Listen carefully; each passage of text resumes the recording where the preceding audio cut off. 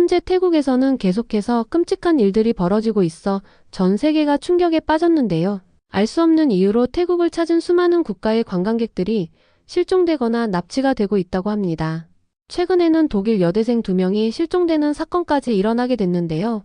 이 소식을 들은 전 세계 수많은 관광객들은 태국 여행을 취소하기 시작했지만 태국 총리는 급하게 사건들을 막고 태국을 찾으려는 관광객들에게 엄청난 이야기를 전하며 태국으로 다시 돌아오라고 이야기했는데요. 도대체 태국 총리가 한 이야기는 무엇일까요?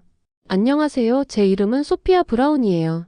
저는 옥스퍼드 대학교 국제경제학과 3학년에 재학 중이죠. 런던 켄징턴의 부유한 동네에서 자랐는데 아버지는 글로벌 투자은행 임원이시고 어머니는 메이페어에서 현대 미술 갤러리를 운영하세요. 덕분에 어릴 때부터 국제금융과 예술을 자연스럽게 접하며 자랐죠. 특히 아버지께서 아시아 시장을 전담하셔서 저도 자연스럽게 아시아 경제에 관심을 가지게 됐어요. 사실 제가 경제학과에 진학하게 된 것도 아버지의 영향이 컸던 것 같아요. 어릴 때부터 아버지 서재에서 경제 관련 책들을 읽으며 자랐거든요. 특히 중학생 때 우연히 읽었던 한국의 경제 발전 사례가 저에게 큰 인상을 남겼어요. 전쟁 후 폐허에서 이렇게 빠른 시간 안에 선진국으로 성장한 나라가 있다는 게 너무 신기했거든요. 오늘은 이번 학기 제가 가장 기대했던 아시아 경제와 국제금융 수업이 시작되는 날이에요. 전직 골드만삭스 이코노미스트셨던 피터슨 교수님의 수업이라 입학 전부터 꼭 듣고 싶었던 강의였거든요. 지난 학기에도 신청했었는데 경쟁률이 너무 높아서 수강 신청에 실패했었어요. 이번에는 새벽 4시부터 일어나서 수강 신청 버튼을 누르는데 성공했죠. 수업 첫날이라 저는 평소보다 30분이나 일찍 강의실에 도착했어요. 앞자리에 앉아서 교수님의 강의를 놓치지 않고 들으려고요. 같은 생각을 한 학생들이 꽤 있었는지 강의실은 이미 반쯤 차 있었어요. 저는 제가 가장 좋아하는 2번째 줄 중앙 자리를 차지하는 데 성공했죠. 잠시 후 제 절친한 친구 에밀리가 숨을 헐떡이며 강의실로 들어왔어요. 에밀리는 제 고등학교 동창이자 현재 룸메이트예요. 저와는 달리 아침잠이 많아서 늘 지각할 뻔하는데 오늘만큼은 일찍 왔네요. 에밀리는 지난 여름방학 때 태국 여행을 계획했다가 취소했던 터라 동남아시아 경제에 특별한 관심을 가지고 있었거든요. 소피아 피터슨 교수님이 지난주에 태국에 다녀오셨대. 현장 조사를 하고 오셨다나 봐. 에밀리가 제 옆자리에 앉으며 속삭였어요. 저는 더욱 기대가 됐죠. 피터슨 교수님은 현장 경험을 중요시하시는 분이라 직접 보고 오신 이야기는 분명 흥미로울 거라고 생각했거든요. 하지만 오늘 수업은 제가 전혀 예상하지 못했던 방향으로 시작됐어요. 교수님은 평소에 온화한 표정과는 다르게 무거운 표정으로 강의실에 들어오셨거든요. 오늘은 예정된 수업 내용과 조금 다른 이야기를 하려고 합니다. 교수님의 목소리에는 평소에 없던 긴장감이 묻어 있었어요. 교수님은 프로젝터를 켜시더니 최근 태국에서 발생한 충격적인 사건들을 보여주기 시작하셨어요.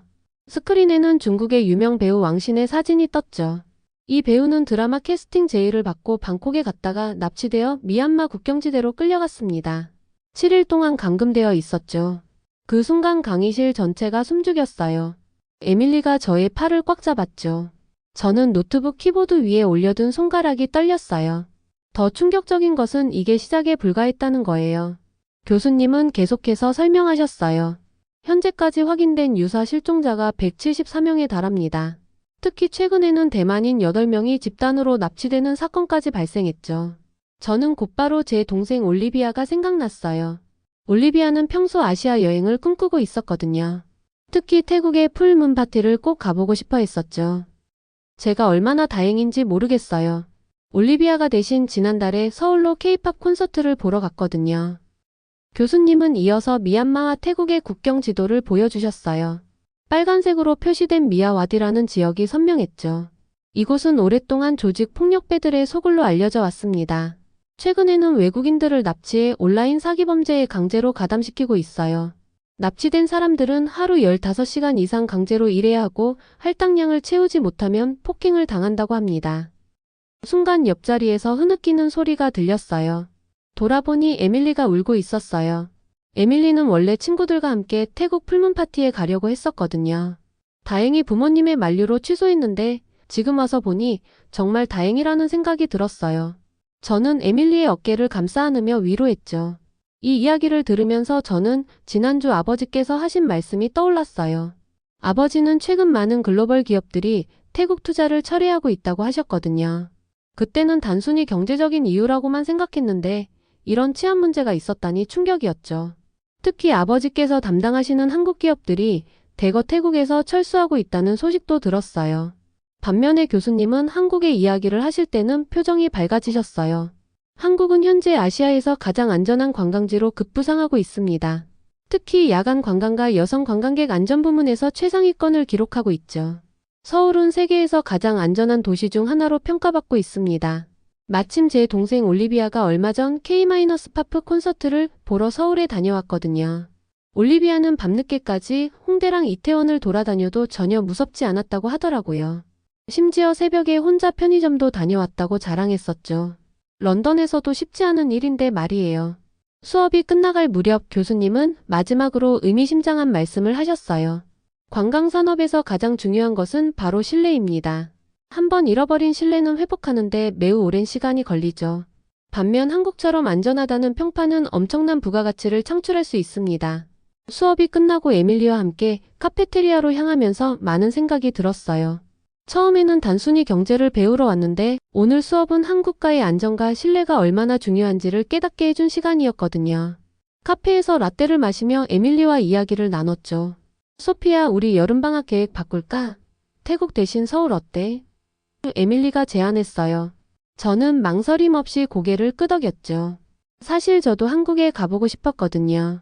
케이팝이나 드라마 때문이 아니라 세계에서 가장 빠른 경제 성장을 이룬 나라가 어떤 모습일지 궁금했어요.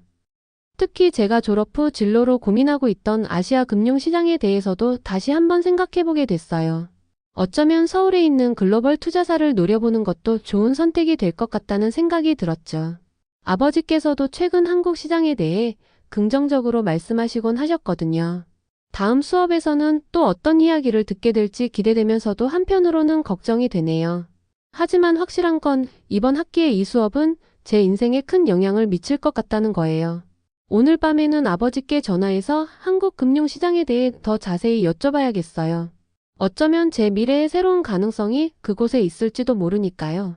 수업이 끝나고 도서관으로 향하는 길에 제 머릿속은 복잡했어요. 교수님의 강의는 제가 알지 못했던 태국의 어두운 면을 보여줬거든요. 특히 다음 수업을 위해 교수님께서 태국과 한국의 마약 문제에 대해 조사해오라고 하셨는데 이게 또 어떤 충격적인 사실을 알게 될지 긴장되더라고요. 도서관에 도착해서 컴퓨터를 켜고 검색을 시작했어요. 놀랍게도 최근 3년간 태국인 관련 마약 범죄가 급증했다는 기사들이 쏟아져 나왔죠. 저는 충격을 받으며 관련 자료들을 하나하나 정리했어요. 그때 제 옆자리에 누군가 앉는 소리가 들렸어요. 고개를 돌려보니 태국에서 온 교환학생 수나 한국 교환학생 지연이었어요.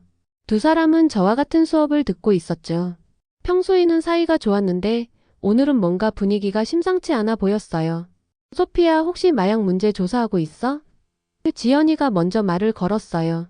제가 고개를 끄덕이자 수나가 갑자기 흥분된 목소리로 말하기 시작했죠.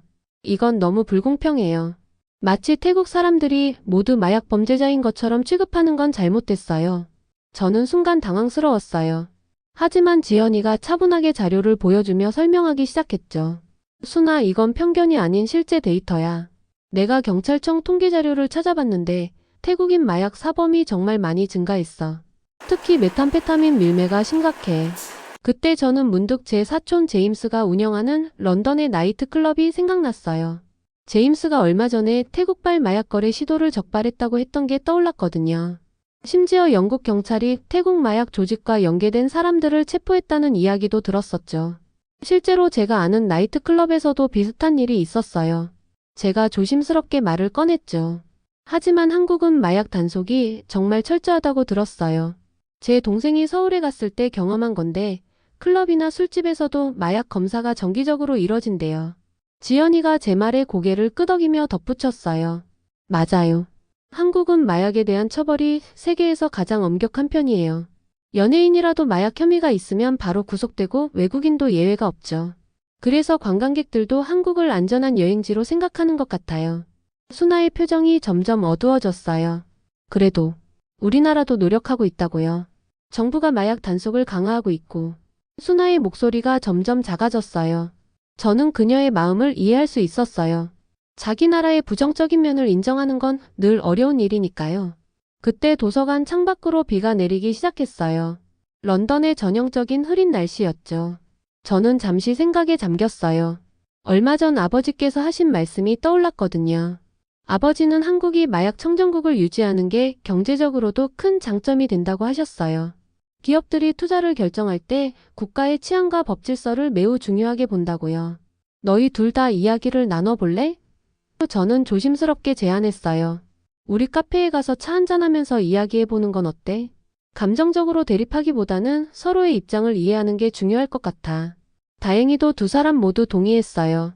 카페에서 보낸 2시간 동안 우리는 정말 많은 이야기를 나눴어요. 순아는 태국 정부의 마약 퇴치 노력에 대해 설명했고, 지연이는 한국의 마약범죄 처벌 제도에 대해 자세히 알려줬죠. 저는 글로벌 관점에서 이 문제가 관광산업과 경제에 미치는 영향에 대해 이야기했고요. 특히 인상 깊었던 건 지연이가 들려준 한국의 마약 예방 교육 시스템이었어요. 어릴 때부터 학교에서 마약의 위험성을 철저히 교육받는다고 하더라고요.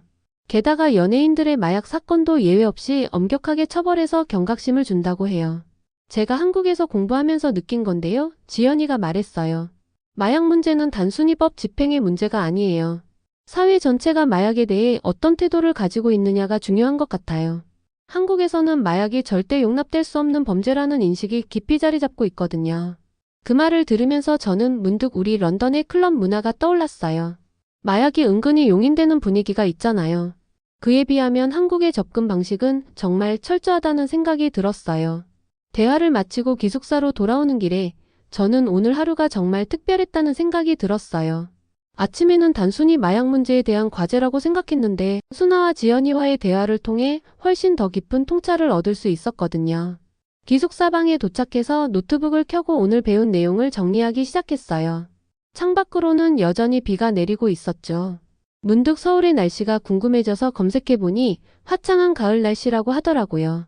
졸업 후의 진로를 생각하면서 한국에서 일할 수 있는 기회를 진지하게 고려해봐야겠다는 생각이 들었어요.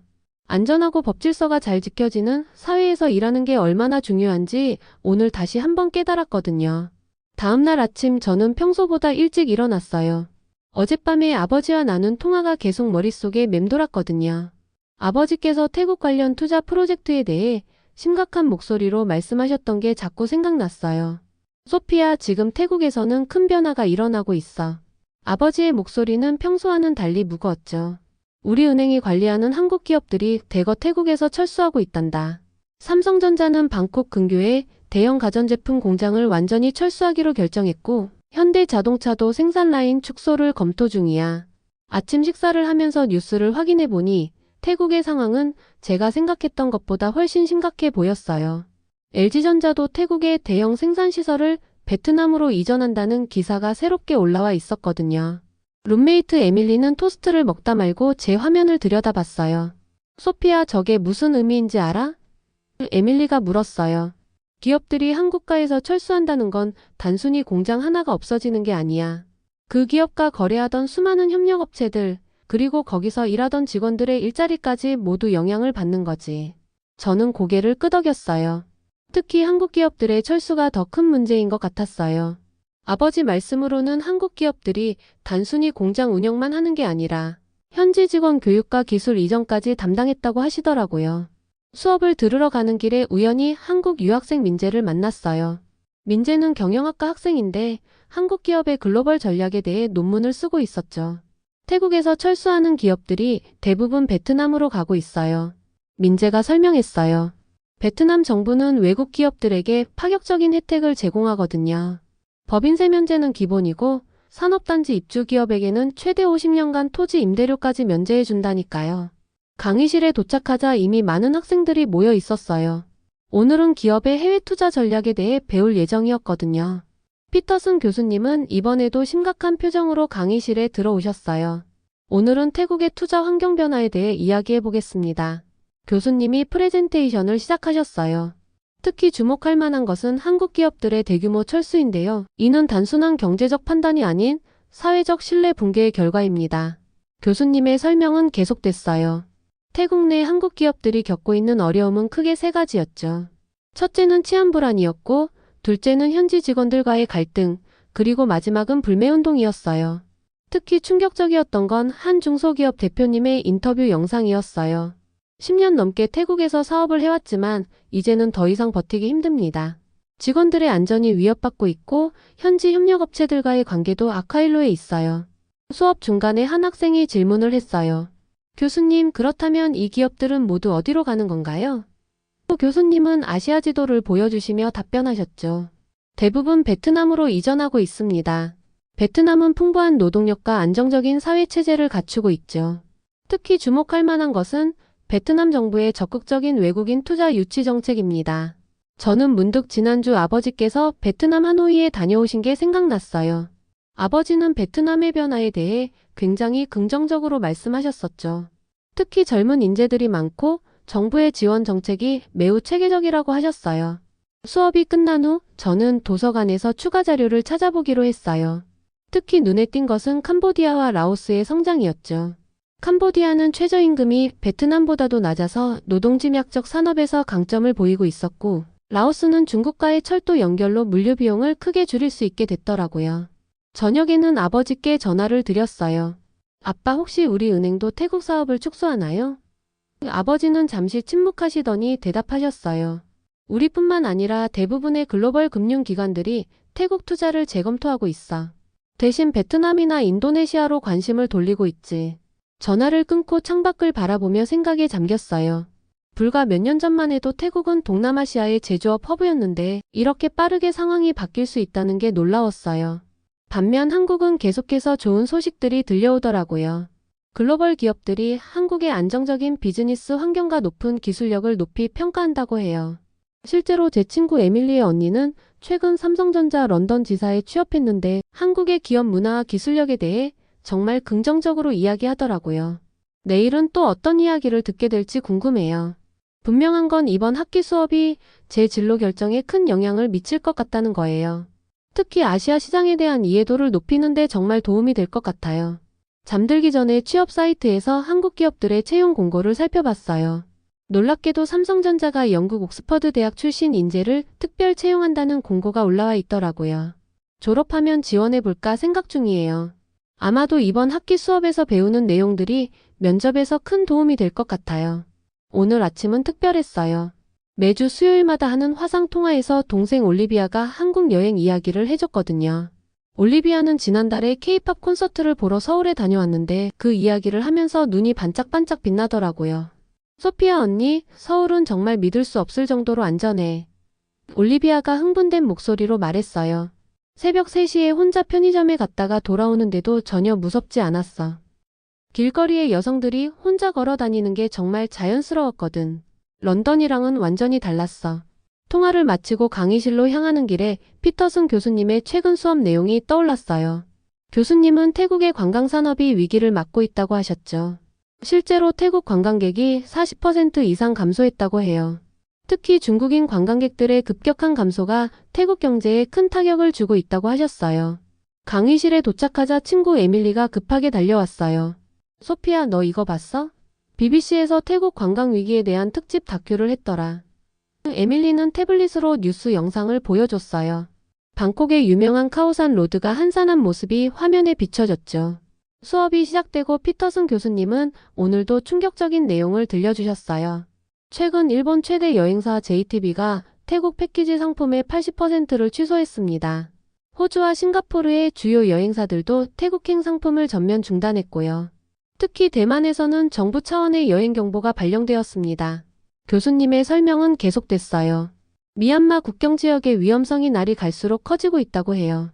특히 미야와디라는 지역은 범죄 조직들의 영향력이 너무 강해서 현지 경찰도 쉽게 접근하지 못한다고 하더라고요. 수업 중간에 태국 교환학생 수나가 손을 들었어요. 하지만 교수님, 태국 정부가 새로운 관광진흥 정책을 발표했잖아요.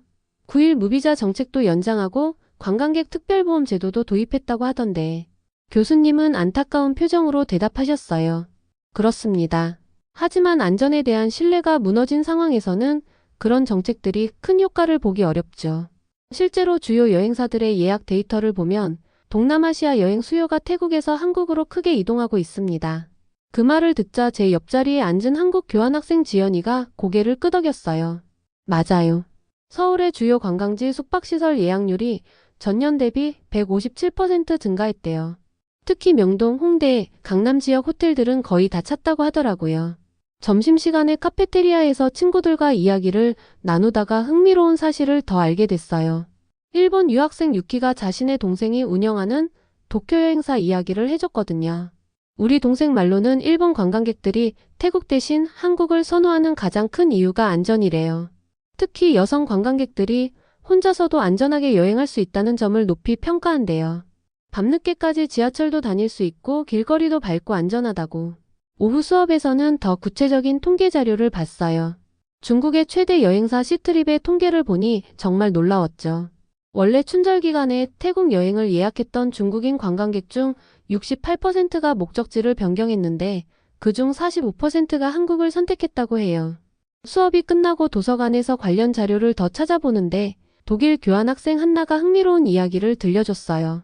너도 알다시피 우리 독일 사람들은 안전을 정말 중요하게 생각하잖아. 최근 독일 최대 여행사 TUI가 발표한 2024년 아시아 안전여행지 순위에서 한국이 1위를 차지했대. 특히 서울이 밤에도 안전하다는 점이 높은 평가를 받았어. 저녁에는 에밀리와 함께 우리의 여름방학 계획을 세웠어요. 원래는 태국의 풀문 파티에 가보려고 했는데 이제는 서울로 목적지를 바꾸기로 했죠. 에밀리가 재미있는 제안을 했어요. 소피야, 우리 서울에서 한 달 정도 살아보는 건 어때? 에어비앤비로 홍대 근처 원룸을 구해서 현지인처럼 살아보는 거야. 낮에는 한국어 학원도 다니고 저녁에는 한강에서 치맥도 하고. 너무 좋을 것 같지 않아?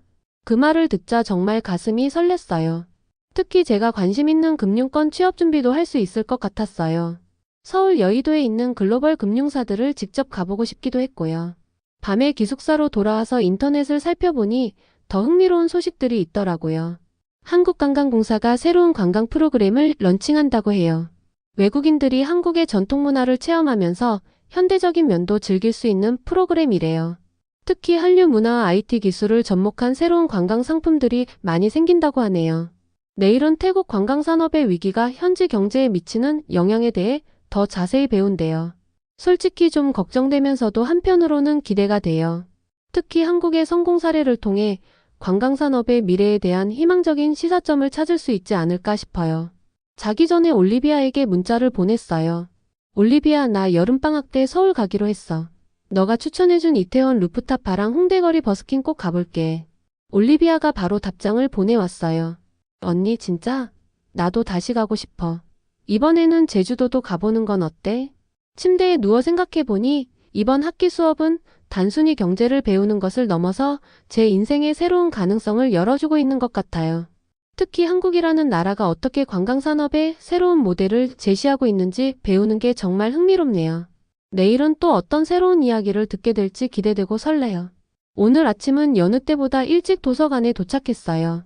어제 밤늦게까지 아버지와 나눈 대화가 머릿속에서 맴돌았거든요. 아버지께서는 태국과 한국의 경제 상황이 완전히 다른 방향으로 흘러가고 있다고 하셨어요. 특히 산업 생태계 측면에서 그 차이가 더욱 뚜렷해지고 있다고 하시더라고요.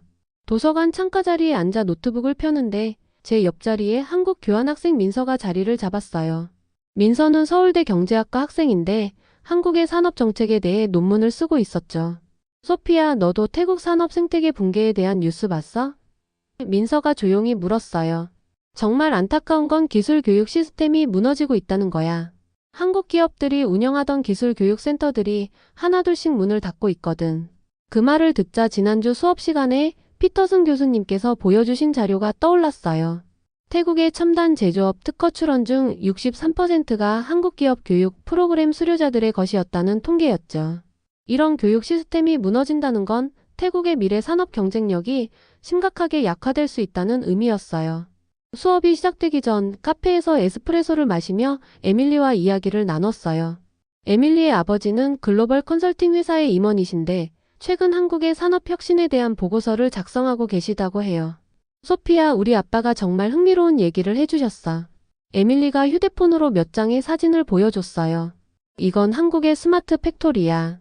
인공지능과 로봇이 완전히 통합된 제조 시스템이래. 특히 품질 관리 부분에서는 세계 최고 수준이라고 하더라. 강의실에 들어서자 이미 많은 학생들이 모여 있었어요. 오늘은 아시아 산업 생태계의 미래 전망에 대해 배울 예정이었거든요. 피터슨 교수님은 프로젝터를 켜시며 수업을 시작하셨어요. 오늘은 두 나라의 극명한 대비를 살펴보겠습니다. 교수님이 말씀하셨어요. 한쪽에서는 산업 생태계가 붕괴되고 있고 다른 한쪽에서는 4차 산업혁명을 선도하고 있죠. 교수님은 먼저 태국의 현재 상황을 설명하셨어요. 한국 기업들의 철수로 인해 지역 경제가 심각한 타격을 받고 있다고 해요. 특히 콜라차시아 지역의 실업률이 2.8%에서 7.2%로 급증했다는 소식이 충격적이었어요. 더 심각한 문제는 앞으로 닥칠 기술 격차입니다. 교수님이 계속해서 설명하셨어요. 지금까지 한국 기업들이 제공해온 기술 교육과 노하우 전수가 중단되면서 태국의 산업 구조 고도화가 크게 지연될 것으로 예상됩니다. 그때 태국 유학생 순화가 손을 들었어요. 하지만 교수님, 우리나라에도 좋은 대학들이 있고 정부도 산업 육성을 위해 노력하고 있어요. 순화의 목소리에는 자부심과 함께 불안감이 묻어 있었죠. 교수님은 부드럽게 미소 지으시며 대답하셨어요. 물론입니다. 하지만 현대 산업에서는 단순한 교육만으로는 부족해요. 현장에서의 실전 경험과 노하우가 매우 중요하죠. 한국 기업들이 가져온 것은 단순한 기술이 아닌 전체적인 산업 생태계였습니다. 반면 한국의 이야기를 하실 때는 교수님의 표정이 밝아졌어요. 한국은 현재 세계에서 가장 혁신적인 제조 강국으로 부상하고 있습니다. 특히 반도체, 배터리, 바이오 산업에서 글로벌 리더십을 확보하고 있죠. 수업 중간에 독일 교환학생 한스가 흥미로운 이야기를 들려줬어요. 제가 얼마 전 독일 폭스바겐 임원이신 삼촌과 이야기를 나눴는데요.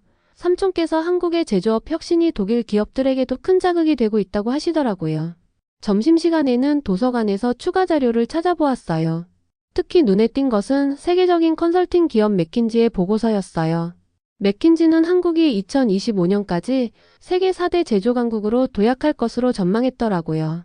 오후 수업에서는 더 구체적인 사례들을 배웠어요. 특히 인상 깊었던 건 한국의 스마트 팩토리 시스템이었죠. 인공지능과 빅데이터를 활용해 생산성을 30% 이상 높이고 불량률을 90% 가까이 낮췄다고 해요.